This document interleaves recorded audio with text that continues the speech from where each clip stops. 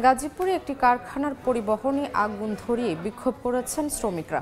সকালে ভোগড়া এলাকায় কাজে যোগ না দিয়ে পেনারোমা অ্যাপারেলস কারখানার সামনে জড়ো হন শ্রমিকরা। এ সময় কারখানার একটি মিনি ট্রাক, প্রাইভেট কার ও বেশ কয়েকটি মোটরসাইকেল আগুন ধরিয়ে দেন তারা। একই সঙ্গে প্রায় ১.৫ ঘন্টা ঢাকা ময়মনসিংহ মহাসড়ক অবরোধ করে রাখায় সৃষ্টি হয় যানজট। ভোগান্তি পোহাতে হয় যাত্রী ও চালকদের। পরে পুলিশ ও সেনাবাহিনী গিয়ে পরিস্থিতি নিয়ন্ত্রণে আনে।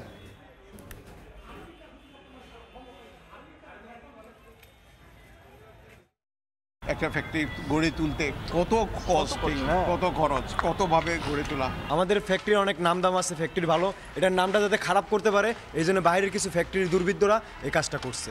এগুলা কোনো মানুষ করতে পারে? এই সভ্য দেশে আমাদের এইগুলি আমার দেখার উচিত। এটাকে আমরা দেখতে চাই। এটা আমাদের কিভাবে চলে? সামনে রমজান।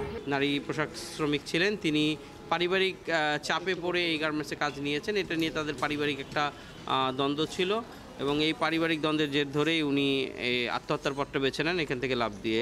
কিন্তু শ্রমিকরা সকালে এসে এই প্যানোরামাতে এই বিষয়টাকে একটা গুজব সৃষ্টি করে এই প্যানোরামা গার্মেন্টসটিকে প্রথমে ভাঙচুর করে এবং